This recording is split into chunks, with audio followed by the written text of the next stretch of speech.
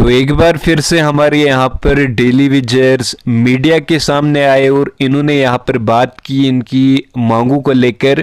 यानी हम बात कर रहे हैं हमारे डेली विजर्स की regularisation policy, minimum wages act और जो इन्होंने यहाँ पर अर्न किया है, यानी इनकी जो अर्नड वेजेस है उसको लेकर हम यहाँ पर बात कर रहे हैं।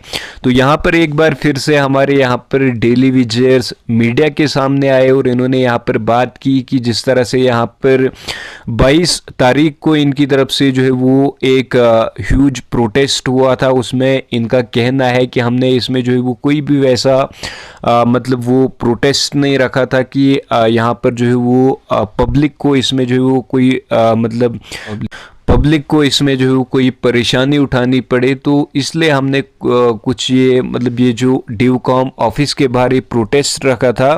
तो अब अगर हमारे लिए यहाँ पर 26 से पहले पहले ये इनका कहना है कि अगर 26 से पहले पहले हमारे लिए यहाँ पर कोई फैसला नहीं लिया जाता है तो 28 तारीख को एक मैसिव प्रोटेस्ट हमारे द्वारा यहाँ पर किया जाएगा और उसकी तमाम की तमाम जो जिम्मेवारी है, कहीं लॉ एंड ऑर्डर की सिचुएशन अगर खराब होती है तो उसकी तमाम की तमाम जो जिम्मेवारी है वो एलजी प्रशासन की होगी और जम्मू कश्मीर की एडमिनिस्ट्रेशन की होगी। तो आगे भी इनका क्या कुछ कहना है आगे आप इस रिपोर्ट में जानेंगे, लेकिन इससे पहले अगर आप चैनल पर नए हो तो चैनल को आप ज़रूर से सब्सक्राइब करें। क्या कुछ सरकार आपके लिए यहाँ पर फैसला लेती है वो मैं सबसे पहले आपको इसी यूट्यूब चैनल पर आपको यहाँ पर प्रोवाइड कर लूँगा। तो आप चैनल के साथ जुड़े रहे, चैनल को सब्सक्राइब करके रखें। तो आगे आप ये रिपोर्ट देख लीजिए। देखिए, हम पीएच एम्प्लॉय यूनाइटेड फ्रंट जो 22 जून से हमने एक प्रोटेस्ट प्रोग्राम अपने हक और सच के लिए शुरू किया था, हम किसी भी आश्वासन पे उठने वाले नहीं हैं। डिप्कॉम साहब जो हमारी जो 22 को मीटिंग हुई 22 दिसंबर को, और प्रोटेस्ट प्रोग्राम के बाद हमने उनको सीधा और स्पष्ट कह दिया है कि सरकार अपना स्टैंड क्लियर करे। अगर सरकार ने हमें रखना है तो सरकार को रेगुलर प्रोसेस स्टार्ट करना पड़ेगा। सरकार को कुछ नया करना नहीं है। SRO 64 बना हुआ है, उसको होल्ड किया गया है। SRO 520 में अमेंडमेंट करके उसको लागू करो। 2 SRO आपके पास बने पड़े, लेकिन SRO 64 में सब कुछ है। उससे हम जो समाज में डिग्रेड हो गए उससे हम समाज के बराबर आ जाएगा। हम कोई बड़ी पोस्ट नहीं मांगते, हम क्लास 4 की पोस्ट मांगते हैं और जो हमारा 72 महीने का पेंडिंग है वो दिया जाए।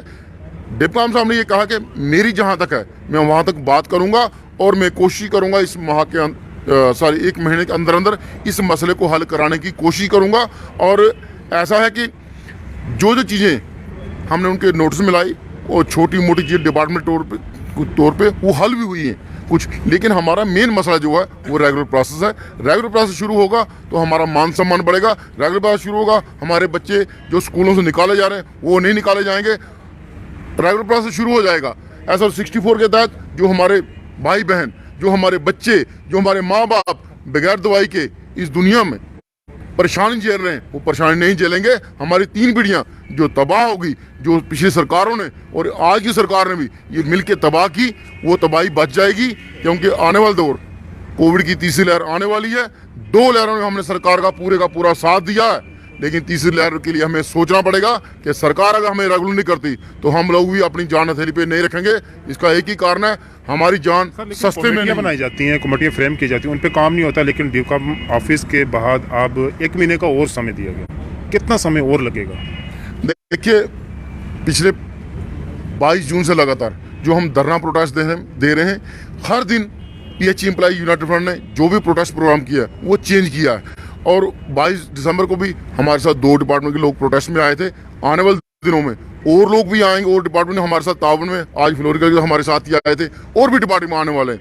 हम लोगों ने सरकार को सीधा कह दिया है कि 26 जनवरी तक आपके पास टाइम है, आप हमारे रेगुलर प्रोसेस पे घोषणा कीजिए। हम बड़ी चीज़ कोई नहीं मांगते, क्लास 4 की पोस्ट मांग रहे हैं। जैसे हमारे लोग पहले रेगुलाइज हुए 94 के बाद, जो 94 से पहले जो लोग रेगुलाइज हुए, ऐसे ही टेम्परेरी पोस्ट क्रिएट करके हम लोगों को रिलीफ दी जाए। बगैर पॉलिसी घर वापसी हमने उनको सीधा कह दिया, हम नहीं जाने वाले।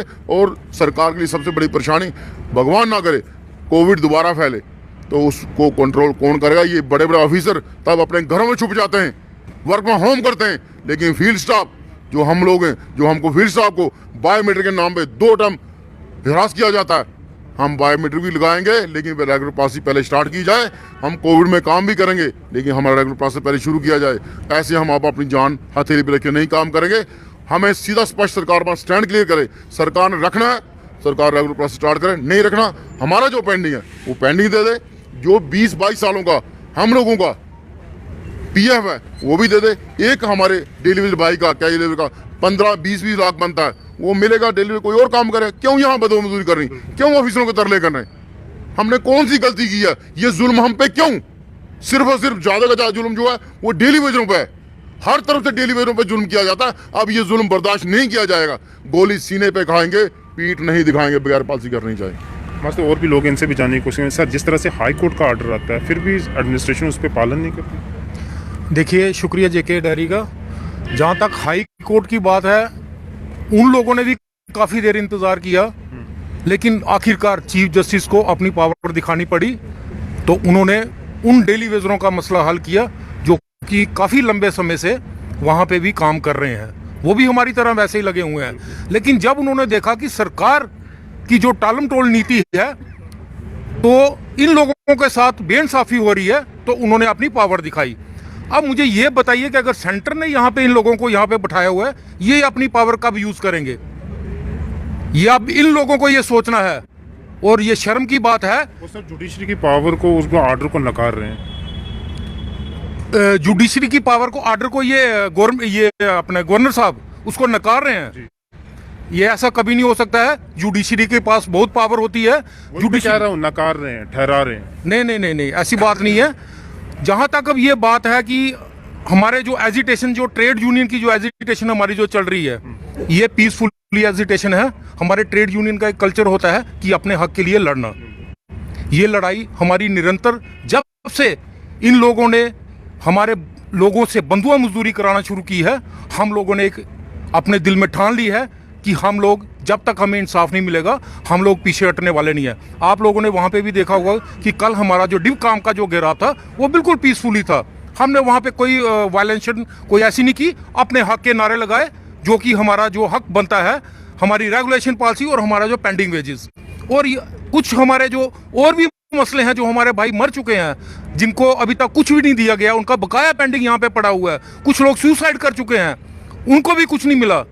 और ये अभी हमारी जो लड़ाई है, अभी हमने एक अपनी जो कमेटी ने हमारे एक ये बात हमने आपस में की है कि अभी पूरे जम्मू प्रोविंस में जितने भी यहाँ पे ऑल डिपार्टमेंट्स के जितने भी डेली वेजर हैं, सभी को इकट्ठा करके, अगर तो 26 से पहले सरकार कोई निर्णय लेती है तो वेल एंड गुड, अगर नहीं लेगी तो 28 तारीख को यहाँ पे एक महा रैली निकलेगी, जो कि सरकार के लिए संभालना मुश्किल हो जाएगा। हम ये थ्रेट नहीं दे रहे हैं, हम, क्योंकि डिप्टी साहब ने हमारे से 1 महीना मांगा है।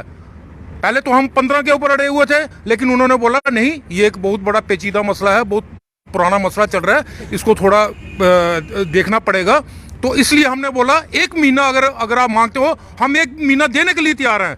लेकिन आने वाले टाइम में अगर हमारे साथ धोखा होता है तो ये सरकार के लिए बहुत मुश्किल है, क्योंकि अब गेंद पूरी सरकार के पाले में हमने डाल दिया। सरकार के हाथ में अब ये चीज़ है कि उन्होंने हमें पॉलिसी देनी है, और जहाँ की यहाँ पे माहौल अगर ख़राब होगा तो ये सारी जिम्मेवारी सरकार की बनेगी। चले सर।